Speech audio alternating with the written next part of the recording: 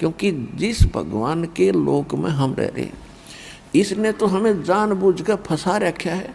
सारा उल्टा ज्ञान सुनावे, सारी उल्टी कथा सुनाई, और भगवान छुटा के इन अन्य चाहे 4 ईंट किसी ने लगा रखी हैं ऐसे, वो भी भगवान, लेकिन कबीर भगवान नहीं हो सकता। इतनी उल्टा पाठ पढ़ा दिया। अब भगवान को भगवान सिद्ध करने के लिए दास को कितना प्रयत्न और कितना संघर्ष करना पड़ा है, लेकिन ये दया थी दाता की, जीव के बस का नहीं है। उसकी रजा और उसका वचन है और समय है, ये आपके ऊपर रेम है दाता का। अब इस सु अवसर ने गवाइयो मत, ये कोई डूम बाट के गीत नहीं है, और दास कोई मांगनियाँ खड़ियाँ नहीं था। 2 रोटी पहले ठीक मिले थी, इस ज्ञान को समझा है, परमात्मा की रजा हुई है।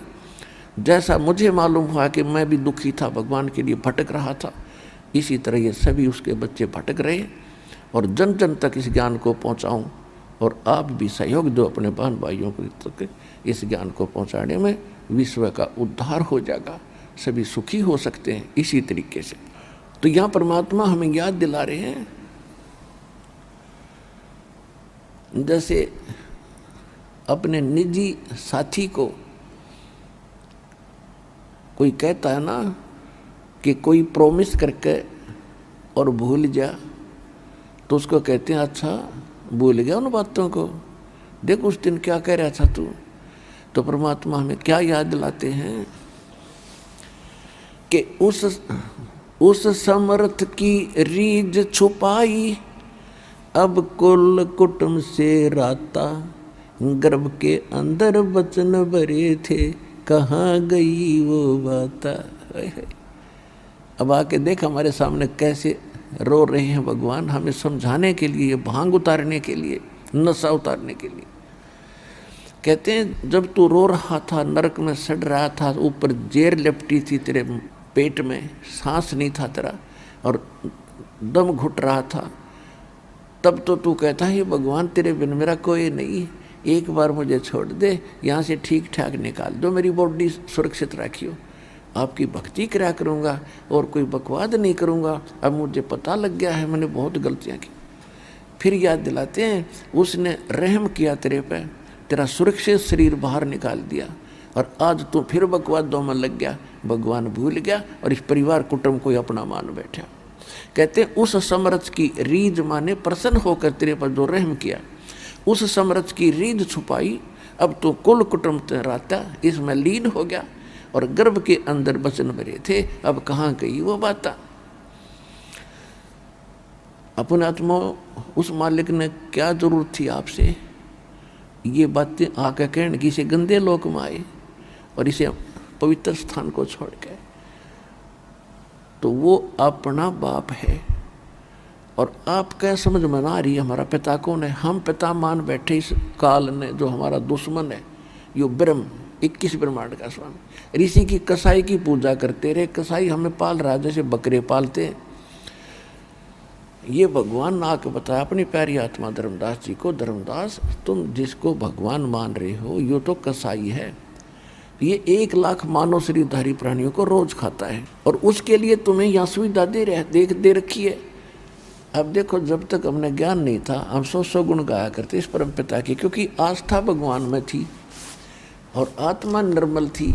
थोड़ा सा भी कोई राहत दे देता हम उसके 100 शुक्र मनाया करते, और इस भगवान की रहमत को देखा करते थे कि कैसे सुंदर पृथ्वी बनाई है, कैसे सुंदर दिन रात बन रहे हैं, समय दिन में काम करो रात को विश्राम करो, कैसा बढ़िया दया कर रखी भगवान ने, कैसे सुंदर मेवे हैं और फल हैं, कैसी बढ़िया कनक दी है, कैसी जड़ी बूटियाँ दी हैं, और कैसी सुंदर हवा चल रही है, और कैसा निर्मल झरने बह रहे हैं, नीचे से पवित्र जल दे दिया भगवान ने, कितना शीतल, गर्मियों में ठंडा रहता है और सर्दियों में गर्म निकलता है। तो हम ये सोचा करते भगवान के कमाल का है ये। अब पता चला कि ये सुविधा इस काल ने हमें किस लिए दे रखी है, बड़ा रहमत वाला लगता था। और फिर याद भूल जाते थे कि किसी का बेटा मर गया, किसी की बेटी मर गई, परिवार का परिवार नष्ट हो गया। तो वहाँ जब अकल काम करे नहीं थी कि यूं कहर क्यों टूट रहा है, फिर कई फ्लड आ गए हैं, कभी सूखा भूखा मर रहे हैं, कभी सूखे से मर रहे हैं। अब माल्य के इस तत्व ज्ञान की रोशनी से हमें दूर तक दिखने लग गया, दूर तक दिखाई देता है। तो परमात्मा ने बताया कि धर्मदास जैसे कसाई बकरे पालता है और वो उन बकरों को बड़ी सुविधा देता है, उनके लिए एक शेड डालता, झोंपड़ी, उनके लिए चारों तरफ रक्षा करता, कहीं ये भाग ना जा और बाहर के वहाँ से कोई और हिंसक पशु इन ना खा जाए। उसी में चरागाह बनाता है, वहाँ एक तालाब भी बनाता है उनके पानी पात पीने के लिए, और 2-3 पाली रख देता है उनके रोके रखने के लिए, उनको चराने के लिए। और जैसे 3 पाली रख लिए उसने नौकर, एक तो बाहर से बकरे लाकर उसमें बाड़े में रोक देता है, एक उनको चराता खवाता है, और एक शाम के समय उनको पकड़कर कसाई के पास ले जाता है। तो यहाँ के ये 3 प्रभु जिनकी तुम पूजा करा करते, इस कसाई के 3 पुत्र हैं काल के, ब्रह्मा रजगुण, ये सब इसके प्रभाव से सब संतानों उत्पत्ति करते हैं। विष्णु को आप पालक मानते हो, यहाँ के कर्मानुसार ये तुम्हें दे रहा है। और तीसरे को आपको पता है शंकर हमें मारता है, तो यूँ ठेका क्यों ले रखा है न।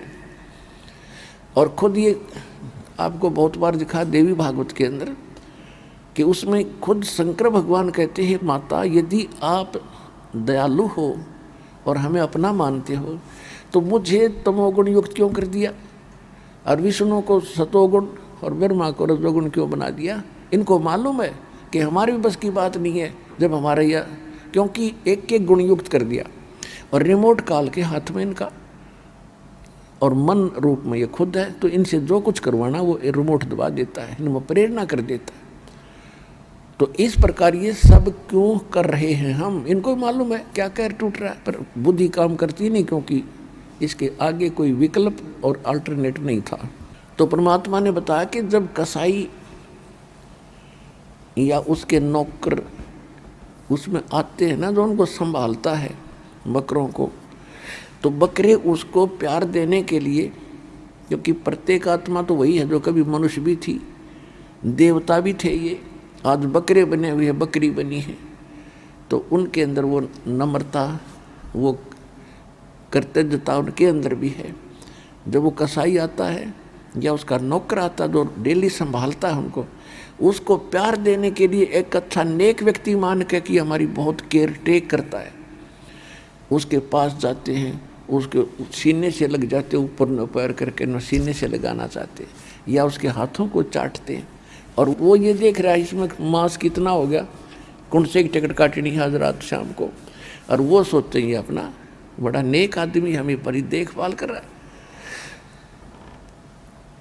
तो परमात्मा कह रहे थे, धर्मदास ये काल का लोक है, और यहाँ क्या हाल है प्राणी का, एक रोटी के लिए सारा जीवन भटका मर जाता है और पूरा नहीं पटता इसका, और उसके साथ साथ फिर 36 टेंशन और ला रखी इसने। तो ये इतना दुखी क्यों कर रहा है आपको, ये इसलिए कर रहा है कि तुम मेरे बच्चे हो, और इसने वहाँ गलती करी थी और साथ करी थी तुमने। अब आप मुझे बुरे नहीं लगते, जैसे सेब विक्रेता एक सेब बेचनिया सेब रखा टोकरी में, और उसमें 1, 2, 4 सेब अगर खराब हो जाती हैं तो उसका कितना दिल दुख है, कितनी कीमती है वह। लेकिन उन सेबों को, उन ठीक से खराब सेबों को स्वस्थ सेबों में नहीं रख सकता, उसकी मजबूरी है कि वो भी खराब हो जाएंगी। तो तुम खराब सेब होगी थी और तुमको वहाँ से निकालना मेरी मजबूरी थी ना, तुम औरा न भी बिगाड़ो, इसलिए तुम्हें फेंकना पड़ा कुर्डियों पे, या कुर्डी है यहाँ सड़ रहे हो। और अब भी मुझे, अब वो तो एक उदाहरण है, लेकिन आत्मा और सेब में इतना अंतर है कि तुम्हारे अंदर मलिनता आ गई थी, अब यहाँ भट्ट में तुम जल रहे हो। अब तुम्हें ज्ञान देकर और सच्चाई बताकर मैं फिर आपको वापस ले जाना चाहता हूँ, और ऐसा मंत्र दूंगा तुम फिर से उसी स्थिति में आ जाओगे, ऐसे भक्ति युक्त हो जाओगे। परमात्मा बता रहे हैं कि जैसे उन बकरों को वो कितने अच्छा लगता, कसाई और उसके नौकर, उन प्राप्त सुविधाओं को देखकर और वो उस समय भूल जाते हैं जब शाम को वो किसी का बेटा मरो चाहे किसी की बेटी, एक लाठी लेकर डंडा और जो मोटे मोटे छांट लेता है, उसमें किसी का बेटा मरो चाहे पूरा का पूरा परिवार आ जाओ, नो प्रॉब्लम। तो यह स्थिति आपकी है, परमात्मा ने बताई धर्मदास जी का। धर्मदास जी ने गदगद हो गया, चरणों में गिर गया, भगवान हे परमात्मा 100 की 100 सत्य है, फिर इसका क्या अल्टरनेट है? परमात्मा ने बताया, विकल्प भी बताऊंगा। जब बीमारी बताई है तो दवाई भी है मेरे पास। सतनाम सार नाम प्रथम मंत्र, ये सारा कोर्स करो, सब छुटकारा हो जाएगा। अब फिर क्या बताते हैं भगवान कि दाई आई घुट्टी प्याई, माता गोद खिलाया, और तू ही तो छोड़ दिया, तू चला अदम किस राह।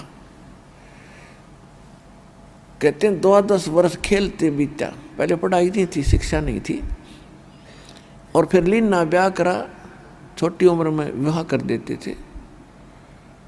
12 वर्ष 12 वर्ष खेलते बीते, फिर लीना ब्याह करवा, फिर तरुणी नारी, युवा स्त्री और बिना गरबारी, और चाल्या मूल गवा।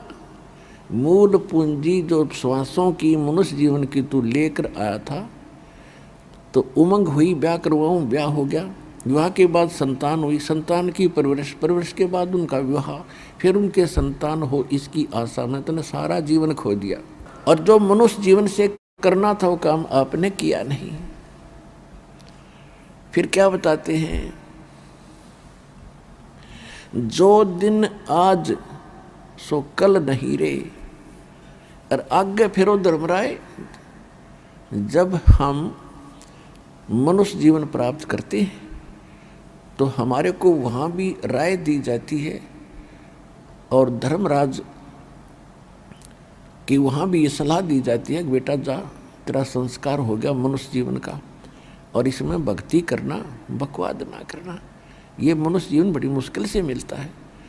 अब यहाँ कहते हैं जब तू धर्मराज के दरबार में जाता है तो वहाँ तुझे सबसे पहले तेरी पिछली बैकग्राउंड दिखाई जाती है, एक फिल्म चलाई जाती है, और उसको देख देख कर वहाँ जाकर के सबसे पहले ये कहता है कि भगवान मेरे से गलती होगी धर्मराज को, और मुझे क्षमा कर दो दाता, एक बार फिर मनुष्य जीवन दे दो, मैं फिर भक्ति करूँगा। अब को तो मुझे ज्ञान नहीं हुआ, मुझे पता नहीं चला। तो धर्मराज फिर वहाँ उसको बैकग्राउंड दिखाता है कि ये मत कहे कि तुझे पता नहीं चला। परमात्मा ने ऐसी व्यवस्था कर रखी है, चाहे कोई नकली है चाहे कोई असली है, ये कहने वाले बहुत व्यक्ति मिल जाते हैं कि भगवान का नाम लिया करो भाई। अब जैसे आप जी यहाँ ज्ञान सुनकर जाते हो तो आप स्वाभाविक किसी ना किसी मित्र प्यारे को, भाई बहन को, माता पिता को, बच्चों को, या कोई रिश्तेदार रिलेटिव को अवश्य कहते हो कि भाई भक्ति करनी चाहिए, चलो वहाँ सतलोकाश्रम वाला। तो वो जो जवाब देते हैं वो आपको पता है। कोई तो कहता फिर देखेंगे, अभी टाइम नहीं है। तो वहाँ परमात्मा आपकी बैकग्राउंड चलाएगा उनकी, जो वहाँ जाकर कहते हैं मुझे पता नहीं चला, तो वो फिल्म चलाएगा, वो क्लिप के देख ये भक्त क्या कह रहा है आपको, और आप क्या उत्तर दे रहे हो। ये मत कह तुझे पता नहीं चला, फिर नो कह जी गलती होगी, आगे भक्ति करूँगा, एक मनुष्य जीवन दे दो। फिर उसकी दूसरी क्लिप चलाता है कि तेरे को हजारों लाखों मनुष्य जीवन दिए, तेने प्रत्येक बार यही बहाना बनाया, चल गधे की योनि में। सत साहेब जी, इस वीडियो के बनाने का उद्देश्य हमारा किसी को भी नीचा दिखाना व किसी की भावनाओं को ठेस पहुंचाना नहीं है, बल्कि संसार में हो रहे पाखंड के खिलाफ परमात्मा की भक्ति को उजागर करना है। परमात्मा कैसा है, कहाँ रहता है, किसने देखा है, वह उससे लाभ कैसे प्राप्त होते हैं। तो आइए देखते हैं जगत गुरु तत्वदर्शी संत रामपाल जी महाराज जी के ज्ञान को उनके द्वारा लिखी गई पुस्तक भक्ति से भगवान तक, पेज नंबर 30 से। पाठकों से निवेदन है कि गीता अध्याय 4 श्लोक 32 के मूल पाठ में ब्राह्मण शब्द है। गीता प्रेस गोरखपुर से प्रकाशित गीता या अन्य स्थानों से प्रकाशित गीता में अनुवादकों ने ब्राह्मण का अर्थ वेद किया है, जो गलत है। गीता अध्याय 17 श्लोक 23 में भी ब्रह्मण्य शब्द है, उसमें अनुवादकों ने ठीक अर्थ सच्चिदानंद घन ब्रह्म किया है। इसलिए गीता अध्याय 4 श्लोक 32 में ब्रह्मण्य मुखे का अर्थ सच्चिदानंद ब्रह्म के मुख कमल से उच्चारण वाणी में करना उचित है। गीता अध्याय 4 श्लोक 34 में गीता ज्ञानदाता ने कहा है कि उस तत्व ज्ञान को जिसे परमेश्वर अपने मुख कमल से बताता है, तू तत्वदर्शी संतों के पास जाकर समझ। उनको दंडवत प्रणाम करने से, नम्रता पूर्वक प्रश्न करने से वे परमात्मा तत्व को भली भांति जानने वाले तत्वदर्शी महात्मा तुझे तत्व ज्ञान का उपदेश करेंगे। प्रभु प्रेमी पाठक जनों, इससे सिद्ध हुआ कि वह तत्व ज्ञान जिससे परम अक्षर परमात्मा प्राप्त होता है, गीता ग्रंथ में नहीं है। गीता चारों वेदों यानी ऋग्वेद, यजुर्वेद, सामवेद तथा अथर्ववेद का संक्षिप्त रूप है, उनका सारांश है। इससे सिद्ध हुआ कि सूक्ष्म वेद वाला तत्व ज्ञान किसी भी प्रचलित सदग्रंथ में नहीं है। वह ज्ञान मेरे यानी संत रामपाल दास के पास है, विश्व में किसी के पास नहीं है। प्रश्न, क्या श्री ब्रह्मा जी रजगुण, श्री विष्णु जी सतगुण तथा श्री शिव जी तमगुण भी इष्ट रूप में पूज्य नहीं है? हिंदू धर्म में इन्हीं देवताओं की पूजा की जाती है। हिंदू धर्म गुरु शंकराचार्य तथा अन्य इन्हीं की पूजा इष्ट रूप में मानकर करने को कहते हैं। वे स्वयं भी करते हैं। आपकी बात अविश्वसनीय लगती है। क्या आप गीता में प्रमाणित कर सकते हैं? उत्तर, हिंदू धर्म के धर्म गुरुओं को अपने सदग्रंथों का ही ज्ञान नहीं, जैसे अक्षर ज्ञान देने वाले अध्यापक को अपने पाठ्यक्रम की पुस्तकों के उल्लेख का ही ज्ञान नहीं है, तो वह अध्यापक विद्यार्थियों के लिए हानिकारक होता है। वह शिक्षक ठीक नहीं। यही दशा हिंदू धर्म के धर्मगुरुओं की है। प्रमाण, श्रीमद् भगवत गीता अध्याय 7 श्लोक 12 से 15 में गीता ज्ञानदाता ने कहा है कि तीनों गुणों से यानी रजगुण श्री ब्रह्मा जी से उत्पत्ति, सतगुण श्री विष्णु जी से स्थिति तथा तम गुण श्री शंकर जी से संहार जो हो रहा है, उसका निमित्त मैं हूँ, परंतु मैं उनमें तथा वे मुझ में नहीं हैं। यानी गीता अध्याय 7 श्लोक 12 से पहले यह प्रमाणित करते हैं कि रजगुण ब्रह्मा, सतगुण विष्णु तथा तमगुण शिव शंकर है। नंबर 1, मार्कंडेय पुराण यानी गीता प्रेस गोरखपुर से प्रकाशित केवल हिंदी सचित्र मोटा टाइप के पृष्ठ 123 पर लिखा है कि ब्रह्मा, विष्णु तथा महेश ब्रह्म की प्रधान शक्तियां हैं। ये ही 3 गुण हैं, ये ही 3 देवता हैं।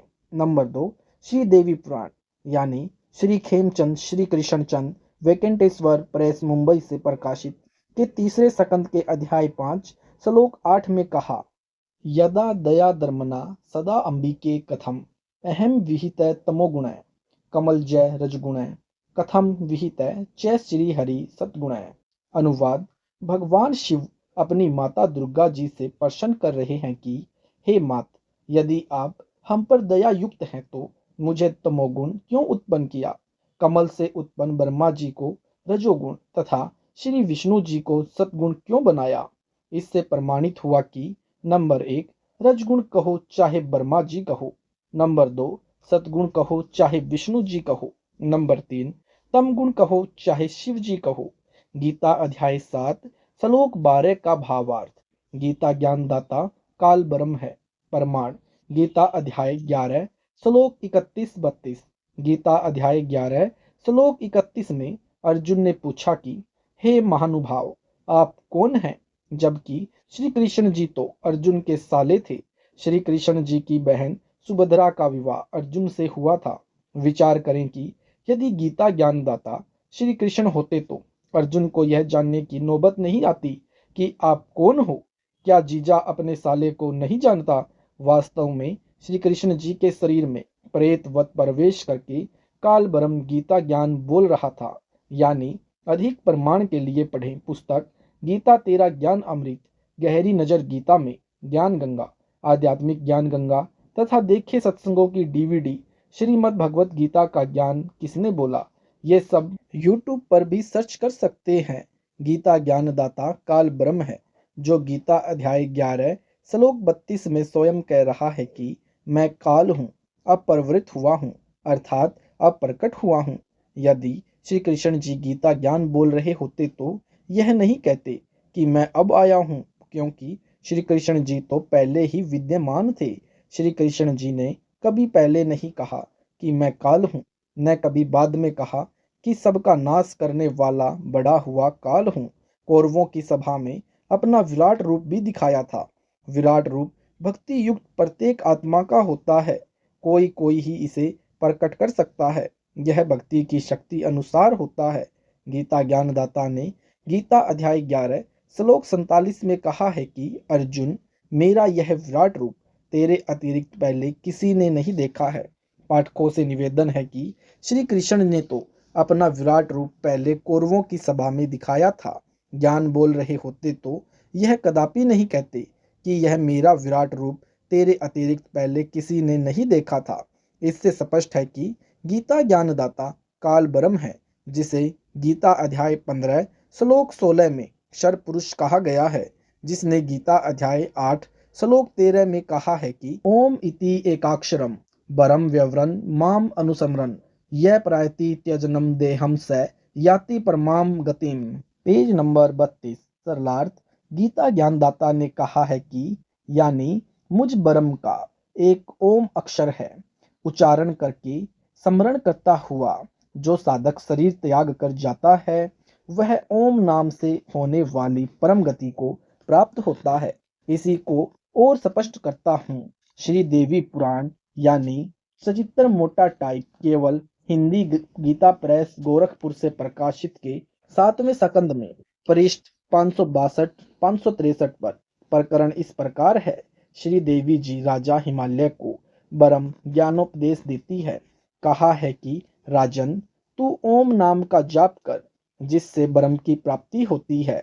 यह ओम नाम ब्रह्म जाप मंत्र है और सब बातों को पूजाओं को त्याग कर केवल एक ओम नाम का जाप कर ब्रह्म प्राप्ति का उद्देश्य रख, तेरा कल्याण हो। इससे ब्रह्म को प्राप्त हो जाएगा। वह ब्रह्म दिव्य आकाश रूपी ब्रह्म लोक में रहता है। इस देवी महापुराण से स्पष्ट हुआ है कि ओम नाम जाप ब्रह्म का है।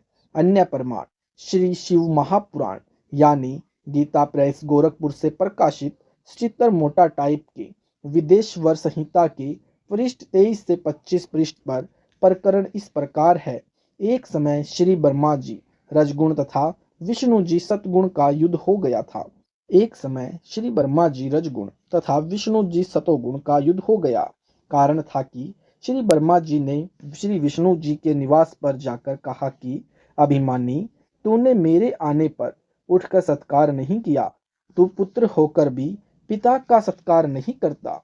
मैं सर्व जगत की उत्पत्ति करने वाला सबका पिता हूँ।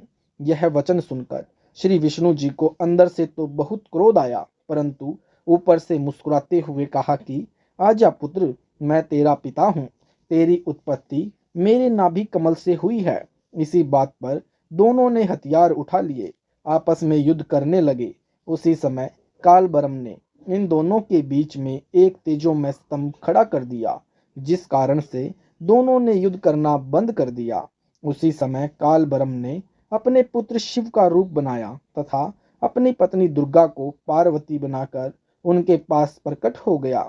उन दोनों से कहा कि तुम दोनों को ज्ञान नहीं है कि यहाँ का ईश कौन है। मैं ब्रह्म हूँ, यह संसार मेरा है। हे विष्णु तथा ब्रह्मा, तुम दोनों ने तप करके मेरे से एक एक कृत प्राप्त किए हैं। ब्रह्मा को सृष्टि की उत्पत्ति तथा विष्णु को स्थिति।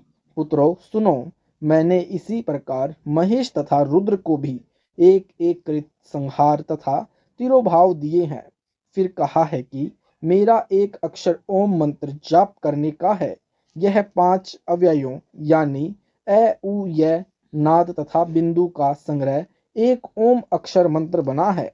पाठक जनों को स्पष्ट हुआ कि ओम एक अक्षर ब्रह्म का जप मंत्र है।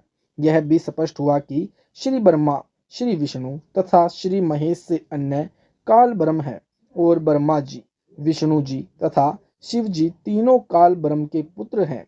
अन्य प्रमाण श्री शिव महापुराण यानी गीता प्रेस गोरखपुर से प्रकाशित सचित्र मोटा टाइप में रुद्र संहिता के पृष्ठ 110 पर लिखा है कि रजगुण ब्रह्मा, सतगुण विष्णु तथा तमगुण शिव तीनों देवताओं में गुण हैं। Page number 33। मैं इनसे भिन्न हूँ। इन सर्व प्रमाणों से स्पष्ट हुआ कि गीता ज्ञानदाता काल ब्रह्म है। इसे श्राप लगा है कि यह प्रतिदिन 1,00,000 मानव शरीरधारी प्राणियों को खाएगा तथा 1,25,00,000 प्रतिदिन उत्पन्न करेगा। इस कारण से इसने अपने तीनों पुत्रों को एक एक गुण युक्त बना रखा है। इनके शरीर से निकल रहे गुणों का सूक्ष्म प्रभाव प्रत्येक प्राणी को विवश करके कार्य करवाता है। जैसे रसोई घर में मिर्चों का छोंक लगता है, छींक आती है, उन छींकों को कोई नहीं रोक पाता। स्थूल रूप में मिर्च रसोई घर में होती है। उनसे निकले गुण ने दूर कमरे में बैठे व्यक्तियों को प्रभावित कर दिया। इस प्रकार तीनों देवता यानी श्री ब्रह्मा जी, श्री विष्णु जी तथा श्री शिव जी अपने अपने लोकों में रहते हैं, परंतु उनके शरीर से निकल रहे गुणों का सूक्ष्म प्रभाव तीनों लोकों यानी स्वर्गलोक, पाताल लोक, पृथ्वी लोक के प्राणियों को प्रभावित करता रहता है। इससे काल ब्रह्म के लिए 1,00,000 मानव का आहार तैयार होता है। इसलिए गीता अध्याय 7 श्लोक 12 में गीता ज्ञानदाता ब्रह्म ने कहा है कि तीनों गुणों से जो कुछ भी हो रहा है उसका निमित्त कारण मैं ही हूँ। जैसे रजगुण ब्रह्मा जी से उत्पत्ति, सद्गुण विष्णु जी से स्थिति तथा तमगुण शिव जी से संहार होता है, यह सब मेरे लिए ही इनके द्वारा हो रहा है ऐसा जान। परंतु वे मुझ में और मैं उनमें नहीं हूँ, क्योंकि काल ब्रह्म इन तीनों देवताओं से भिन्न रहता है। यानी गीता अध्याय 7 श्लोक 12 से सारा संसार इन्हीं तीनों गुणों यानी रजगुण, सतगुण तथा तमगुण पर ही मोहित है, इन्हीं तक ज्ञान रखता है। इन तीनों देवताओं से परे मुझको तथा उस अविनाशी परमात्मा को नहीं जानता। यानी गीता अध्याय 7 श्लोक 13 से, क्योंकि यह अलौकिक त्रिगुण माया मेरी माया यानी अर्थात मेरे पुत्रों द्वारा फैलाया माया जाल बड़ी दुस्तूर है, निकम्मी है। जो साधक केवल मुझ यानी काल ब्रह्म को बचते हैं, वे इस माया यानी ब्रह्मा विष्णु महेश की भक्ति से होने वाले लाभ से अधिक लाभ ब्रह्म भक्ति में है। इसलिए कहा है कि जो इन तीनों से मिलने वाले लाभ को त्याग कर काल ब्रह्म की साधना करते हैं, वे इनका उल्लंघन करके अर्थात इनकी साधना का त्याग कर देते हैं, उनका उल्लंघन कर जाते हैं। यानी गीता अध्याय 7 श्लोक 14 से गीता अध्याय 7 श्लोक 15 में कहा है कि तीनों गुणों यानी रजगुण ब्रह्मा जी, सद्गुण विष्णु जी तथा तमगुण शिव जी रूपी माया जाल द्वारा जिनका ज्ञान हरा जा चुका है, अर्थात जो साधक इन तीनों देवताओं से भिन्न प्रभु को नहीं जानते, इन्हीं से मिलने वाले नाम मात्र लाभ से ही मोक्ष मानकर इन्हीं से चिपके रहते हैं, इन्हीं की पूजा करते रहते हैं, ऐसे व्यक्ति असुर स्वभाव को धारण किए हुए मनुष्यों में नीच दूषित कर्म करने वाले मूर्ख जन मुझ काल ब्रह्म को नहीं बचते। Page number 34। गीता अध्याय 14 श्लोक 19 में गीता ज्ञानदाता ने कहा है कि जिस समय दृष्टा अर्थात तत्व ज्ञान सुनने वाला और जो तीनों गुणों यानी रजगुण ब्रह्मा, सतगुण विष्णु तथा तमगुण शिव की इष्ट रूप में पूजा करने वाला अपनी पुरानी धारणा को नहीं बदलता, अर्थात उन तीनों के अतिरिक्त किसी को कर्ता नहीं मानता और इन तीनों से परे पूर्ण परमात्मा का ज्ञान भी प्राप्त कर लेता है, वह मेरे ही जाल में रह जाता है। यानी गीता अध्याय 14 श्लोक 19 से गीता अध्याय 14 श्लोक 20 में गीता ज्ञानदाता ने कहा है कि देहधारी मनुष्य इन तीनों का उल्लंघन करके अर्थात इन तीनों की पूजा त्याग कर ही जन्म मरण तथा वृद्धावस्था के तथा अन्य सब दुखों से मुक्त होकर परमानंद अर्थात गीता अध्याय 18 श्लोक 62 तथा अध्याय 15 श्लोक 4 में वर्णित परम शांति तथा सनातन परम धाम को प्राप्त होता है। सारांश, तीनों देवताओं की पूजा करने वाले राक्षस स्वभाव को धारण किए हुए मनुष्यों में नीच दूषित कर्म करने वाले मूर्ख कहा है। भावार्थ है कि इनकी पूजा नहीं करनी चाहिए, कारण श्री ब्रह्मा जी रजगुण की पूजा हिरण्यकश्यप ने की थी, अपने पुत्र प्रहलाद का शत्रु बन गया, राक्षस कहलाया। कुत्ते वाली मौत मरा। नंबर 2, श्री शिवजी तमगुण की पूजा रावण ने की थी। जगत जननी सीता को उठाया, पत्नी बनाने की कुचेष्टा की, राक्षस कहलाया, कुत्ते की मौत मरा। भस्मासुर ने भी तमगुण शिव की पूजा की थी, राक्षस कहलाया, बेमौत मारा गया। नंबर 3, श्री विष्णु जी की पूजा करने वाले वैष्णव कहलाते हैं। एक समय हरिद्वार में एक कुंभ का पर्व लगा। उस पर्व में स्नान करने के लिए सर्व संत यानी गिरी, पुरी, नाथ, नागा पहुंच गए। नागा श्री शिवजी तमगुण के पुजारी होते हैं तथा वैष्णव श्री विष्णु सतगुण के पुजारी होते हैं। सभी हरिद्वार में हर की पौड़ी पर स्नान करने की तैयारी करने लगे, जो संख्या में लगभग 20,000 थे। कुछ देर बाद इतने ही संख्या में वैष्णव साधु हर की पौड़ी पर पहुंच गए। वैष्णव साधुओं ने नागाओं से कहा कि हम श्रेष्ठ हैं, हम पहले स्नान करेंगे। इस बात पर झगड़ा हो गया। तलवार, कटारी, छुरों से लड़ने लगे। लगभग 25,000 दोनों पक्षों के साधु, तीनों गुणों के उपासक कटकर मर गए।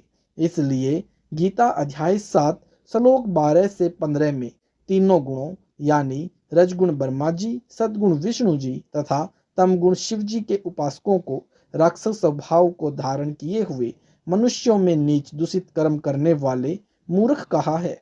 इससे सिद्ध हुआ कि श्री ब्रह्मा रजगुण, श्री विष्णु सतगुण तथा श्री शिव तमगुण की भक्ति करने वाले मूर्ख राक्षस मनुष्यों में नीच तथा घटिया कर्म करने वाले मूर्ख व्यक्ति हैं, अर्थात इनकी पूजा करना श्रीमद् भगवत गीता में मना किया है।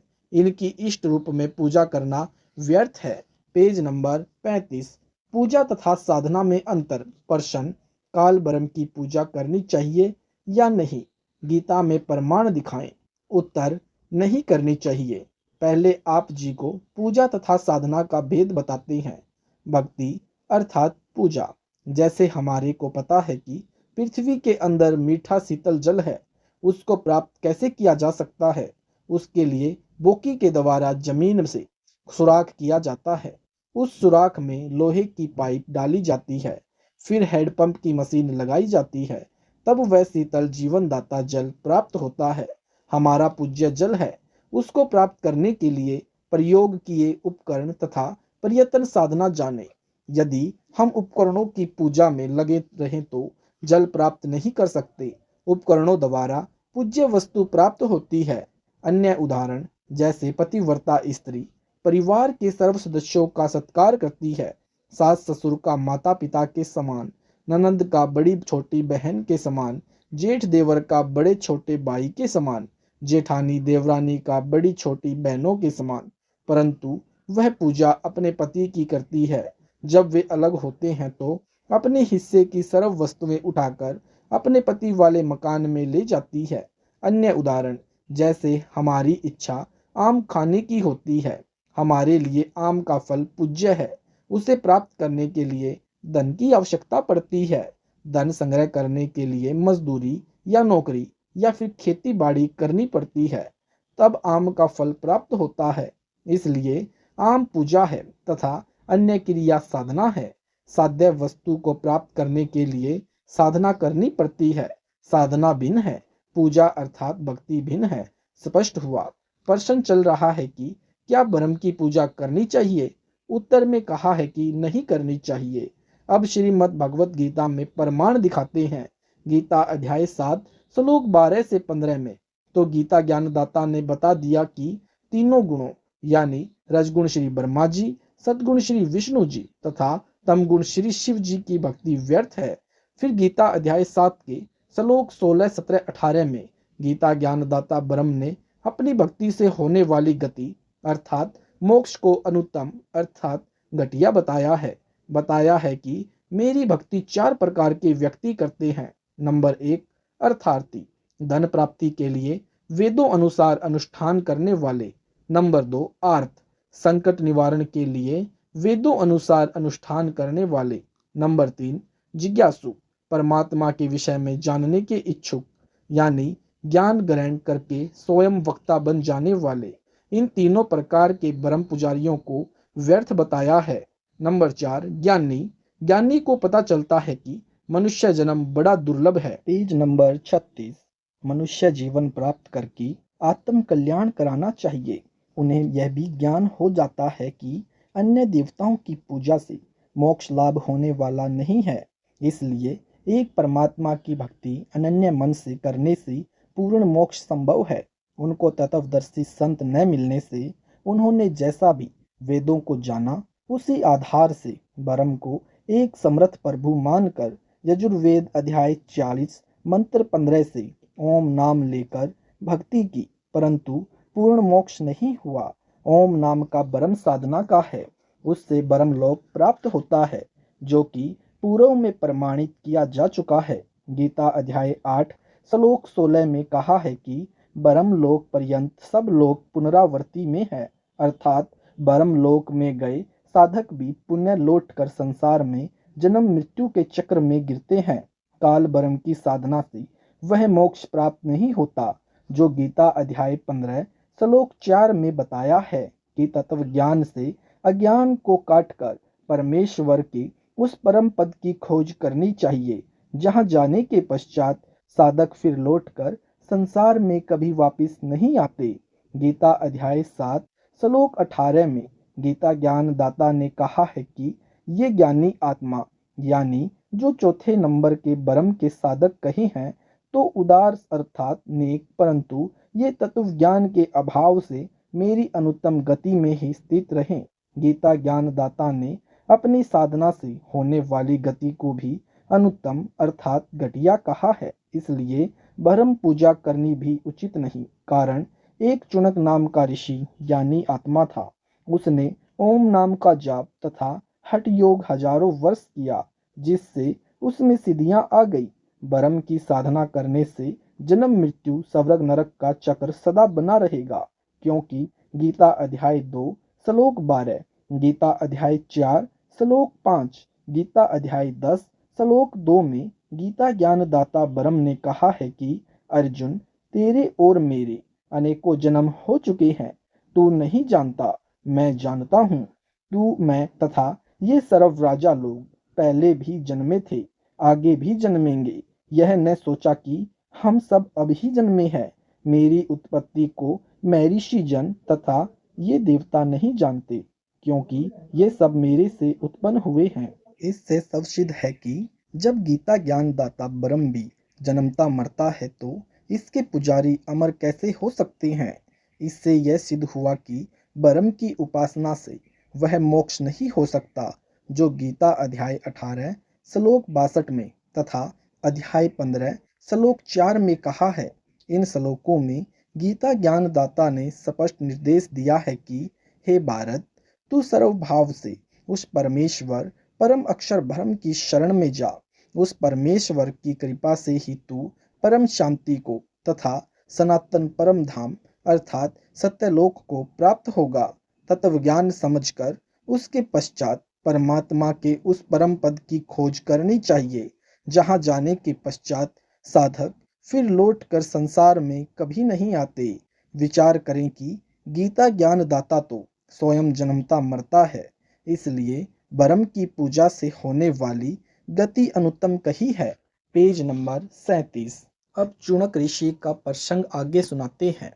चुनक ऋषि ने ओम नाम का जाप तथा हठ योग किया। वेदों यानी ऋग्वेद, यजुर्वेद, सामवेद, अथर्ववेद में बताई भक्ति से परमात्मा प्राप्ति नहीं होती। इसका प्रमाण गीता अध्याय 11 श्लोक 47-48 में है। गीता ज्ञान दाता ब्रह्म ने बताया है कि हे अर्जुन, मुझ काल ब्रह्म का यह विराट रूप है। मेरे इस रूप के दर्शन तेरे अतिरिक्त पहले किसी को नहीं हुए। मैंने तेरे ऊपर अनुग्रह करके यह रूप दिखाया है। मेरे इस रूप के दर्शन अर्थात ब्रह्म प्राप्ति न हो तो वेदों में वर्णित विधि से अर्थात ओम नाम के जाप से, न तप से, न हवन आदि यज्ञों से होते हैं। अर्थात वेदों में वर्णित विधि से ब्रह्म प्राप्ति नहीं होती। यही कारण रहा है कि चुनक जैसे ऋषि भी ब्रह्म को निराकार कहते रहे। चुनक ऋषि में सिद्धियां आ गई, जिस कारण से संसार में प्रसिद्ध हो गया। सिद्धि प्राप्त साधक अपनी वर्षों की साधना से की गई चार्ज बैटरी से किसी को शराब देकर अपनी भक्ति का नाश करते हैं, किसी को आशीर्वाद देकर अपनी भक्ति का नाश करते हैं, किसी पर सिद्धि से जंतर मंत्र करके अपनी भक्ति का नाश करते हैं तथा संसार में प्रशंसा के पात्र बनकर स्वयं प्रभु बन बैठते हैं। एक मानधाता चक्रवर्ती राजा था। उसका पूरी पृथ्वी पर राज्य था। उसने अपने राज्य में यह जांचना चाहा कि क्या पृथ्वी के अन्य राजा जो मेरे अधीन हैं, क्या उनमें से कोई स्वतंत्र होना चाहता है। इसलिए राजा ने अपने निजी घोड़े के गले में एक पत्र लिखकर बांध दिया कि जिस किसी राजा को मानधाता राजा की पराधीनता स्वीकार न हो, वह इस घोड़े को पकड़ ले और युद्ध के लिए तैयार हो जाए। राजा के पास बेहतर क्षौणिक सेना है। उस घोड़े के साथ सैकड़ों सैनिक भी मिले। सारी पृथ्वी पर चक्कर लगाया, किसी राजा ने उस घोड़े को नहीं पकड़ा। इससे स्पष्ट हो गया कि पूरी पृथ्वी के छोटे राजा अपने चक्रवर्ती शासक मानधाता के अधीन है। सर्व सैनिक जो घोड़े के साथ थे खुशी से वापिस आ रहे थे। रास्ते में ऋषि चुणक की कुटिया थी। चुणक ऋषि ने सैनिकों से पूछा जो घोड़ों पर सवार थे कि हे सैनिकों, कहाँ गए थे? इस घोड़े का सवार कहाँ गया? सैनिकों ने ऋषि जी को सर्व बात बताई। ऋषि ने कहा, क्या किसी ने राजा मानधाता का युद्ध नहीं स्वीकारा? सैनिक बोले कि है किसी की बाजुओं में दम, पिलाया है किसी माता ने दूध जो हमारे राजा के साथ युद्ध कर ले। राजा के पास 72 क्षौणिक अर्थात 72 करोड़ सेना है, जोड़ तोड़ देंगे यदि किसी ने युद्ध करने की हिम्मत की तो। ऋषि चुणक जो काल बरम का पुजारी था ने कहा कि हे सैनिकों, आपके राजा का युद्ध मैंने स्वीकार कर लिया।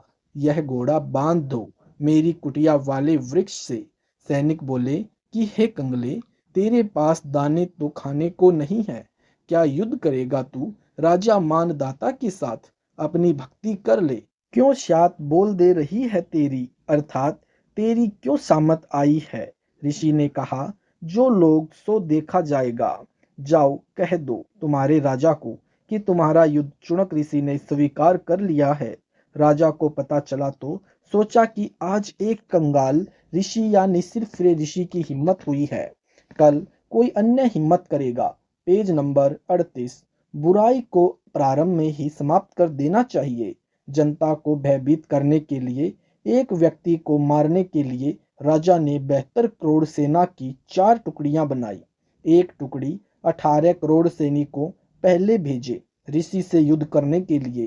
काल बरम के पुजारी चुणक ऋषि ने सिद्धि शक्ति से 4 पुतलियां बनाई, अर्थात 4 परमाणु बम तैयार किए। एक पुतली छोड़ी, उसने 18 करोड़ सेना को काट डाला। राजा ने दूसरी टुकड़ी भेजी, ऋषि ने दूसरी पुतली छोड़ी। इस प्रकार राजा मानधाता की 72 क्षौणिक सेना का नाश काल बरम के पुजारी चुणक ने कर दिया। विचार करें, ऋषि महर्षियों को राजाओं के बीच में टांग नहीं अड़ानी चाहिए। कारण यह है कि ऋषि जनों ने हजारों वर्ष ओम नाम का जाप किया परमात्मा प्राप्ति के लिए। परमात्मा मिला नहीं, क्योंकि गीता अध्याय 11 श्लोक 47-48 में लिखा है कि वेदों में यानी चारों वेद ऋग्वेद, यजुर्वेद, सामवेद तथा अथर्ववेद वर्णित भक्ति विधि से ब्रह्म प्राप्ति नहीं है। इसलिए इससे ऋषियों में सिद्धियां प्रकट हो जाती है। अज्ञानता के कारण उसी भूल भुलैया को ये भक्ति की उपलब्धि मान बैठे, जिस कारण से भक्ति करके भी उस पद को नहीं प्राप्त कर सके जहां जाने के पश्चात पुण्य जन्म नहीं होता, क्योंकि इनको तत्वदर्शी संत नहीं मिले। सूक्ष्म वेद में कहा है कि कबीर गुरु बिन काहू न पाया ज्ञाना, ज्यों थोता बूझ छड़े मूड किसाना। गुरु बिन वेद पढ़े जो प्राणी, समझे न सार रहे अज्ञानी। गरीब 72 क्षौणिक खा गया, चुणक ऋषि वर एक। देहदारे जोरा फिरे, सभी काल के भेष। भावार्थ, तत्वदर्शी संत गुरु न मिलने के कारण जो साधना साधक करते हैं वह शास्त्र विधि त्याग कर मनमाना आचरण होता है, जिससे कोई लाभ नहीं होता साधक को। भावार्थ, तत्वदर्शी संत गुरु न मिलने के कारण जो साधना साधक करते हैं वह शास्त्र विधि त्याग कर मनमाना आचरण होता है, जिससे कोई लाभ साधक को नहीं होता। गीता अध्याय 16 श्लोक 23-24 में प्रमाण है कि हे भारत, तू साधक, जो साधक शास्त्र विधि को त्याग कर मनमाना आचरण करता है, उसको न तो सुख होता है, न सिद्धि प्राप्त होती है, और न ही उसकी गति अर्थात मोक्ष होता है। इससे तेरे लिए शास्त्र ही प्रमाण है कि कौन सी साधना करनी चाहिए और कौन सी नहीं करनी चाहिए। गुरु बिना अर्थात तत्वदर्शी संत के बिना चाहे वेदों को पढ़ते रहो, चाहे उनको कंठस्थ भी कर लो, जैसे पहले के ब्राह्मण वेदों के मंत्रों को याद कर लेते थे। जो चारों वेदों के मंत्र याद कर लेता था वह चतुर्वेदी कहलाता था। जो 3 वेदों के मंत्रों को याद कर लेता था वह त्रिवेदी कहलाता था। परंतु उनको वेदों के गूढ़ रहस्यों का ज्ञान न होने के कारण वे ऋषिजन वेदों को पढ़कर घोट कर भी अज्ञानी रहे। सूक्ष्म वेद में कहा है कि पीठ मनुक्खा दाख लदी है, ऊंट खात बबूल। भावार्थ है कि पहले के समय में रेगिस्तान में ऊंटों पर मुनक्का दाख लाद कर ले जाते थे। ऊंट पीठ पर तो इतनी स्वादिष्ट मनुक्का दाख लादे हुए होता था और स्वयं बबूल के पेड़ के कांटों में मुख मार मार कर बबूल के पत्ते खा रहा होता था। बिना ज्ञान के सरव ऋषि जी चारों वेदों रूपी मनुक्का दाख को लादे फिरते थे और पूजा करते थे काल ब्रह्म रूपी बबूल की, जिससे न सनातन परम धाम और न ही परम शांति प्राप्त होती थी। सत साहेब जी, अब आपको समझ आ गया होगा कि संत रामपाल जी महाराज कॉल और वीडियो कॉल के माध्यम से, सत्संग के माध्यम से ऐसी चेतावनी अपने भक्तों को बार बार क्यों दे रहे हैं। तो अगर आपको यह वीडियो अच्छा लगा है तो इस वीडियो को लाइक करें, शेयर करें, कमेंट करें। यूट्यूब पर हमारे चैनल सतलोक यानी संत रामपाल जी महाराज जी चैनल को सब्सक्राइब जरूर करें। सत साहेब जी।